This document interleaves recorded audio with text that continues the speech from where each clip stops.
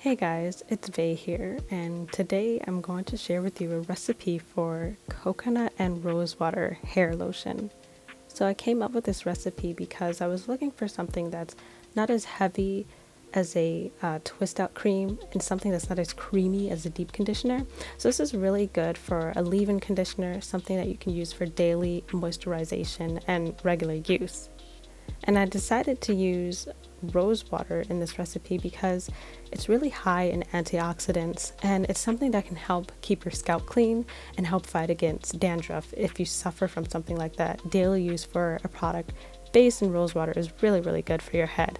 I wanted to pair that with coconut oil because it's my favorite moisturizing oil, but I know a lot of people are sensitive to coconut oil, so you can easily replace that with something of your choice like olive oil, jojoba oil, or whatever you enjoy.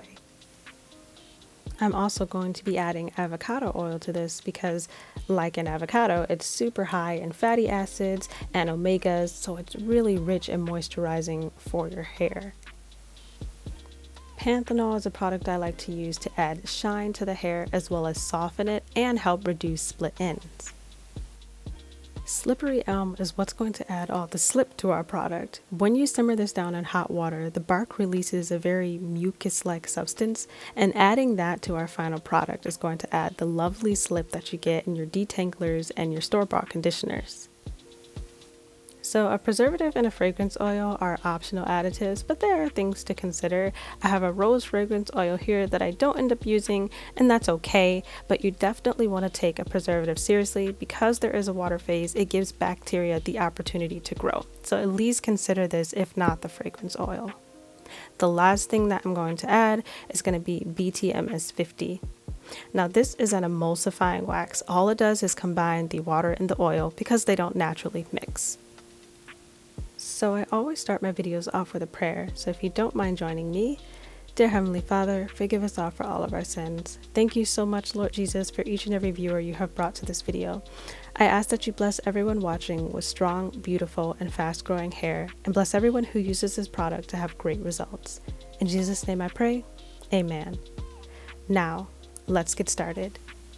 So this is my batch calculator, and I just got this from offline. It helps keep me very organized. I know that I want 12 ounces of the final product, so this helps me know exactly how much of each individual ingredient that I'm going to need to measure out. I use the entire bottle of rose water. It's going to be 8.5 ounces, and to that I'm going to add the Slippery Elm and the Panthenol. So you don't have to worry about how much I'm using here. I will include the recipe and the measurements in the description box. After everything's in the pot, I'm just going to give it a little stir and I'm going to put it on the stove to heat. So unfortunately, I didn't realize how absorbent Slippery Elm would be. This is my first time working with it and I was completely shocked by how it just sucked up all the water. I think I used too much of the Slippery Elm, but that's okay. All I did was add a couple more ounces of water to loosen up the mixture and it turned out just fine. Normally I would measure out my oil phase before the water phase, but Slippery Elm actually takes a very long time to simmer and draw out the mucus that you're looking for to add the slip to your product. So I'm going to measure out the BTMS 50, the coconut oil, and the avocado oil now while the water phase is already on the stove. When I'm done with that, I'm going to take this, put it over heat, and let that melt down too. While everything is on the stove heating, I'm going to use that time to measure out my preservative. If you're not going to use a preservative, you're going to want to store your product in the fridge and it should last for a week up to 10 days. But please do your research, use a preservative if you have a water phase. It is totally worth the investment. So my water phase is done. The Slippery Elm has extracted all of the mucus from it, so I'm going to put it in a nut bag. You can use cheesecloth if you've got it, and I'm going to strain it out so we don't have all that bark floating around in our final product. I tried to use a pair of tongs to squeeze it out at first, but I knew right away it just wasn't going to work, so I had to go in with my hand. It was a very messy process, a very slippery process, and it took a long time. My hands were burning, but it was worth it. When I was done, I got this very dark, this cinnamon brown sugar caramel colored mucus, and it's really similar to a DIY flaxseed gel, as you can see here. This is exactly what you want. This is how it should look when you're done simmering it down.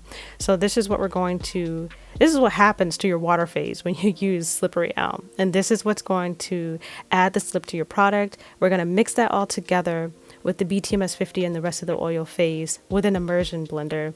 So I do apologize for the angle in this shot, but BTMS 50 cools down so quickly, you've got to work fast. So I really wasn't paying attention to the camera right here. My arm is in the way, you can't really see the product, but that's how quickly you gotta go. I was just going for it.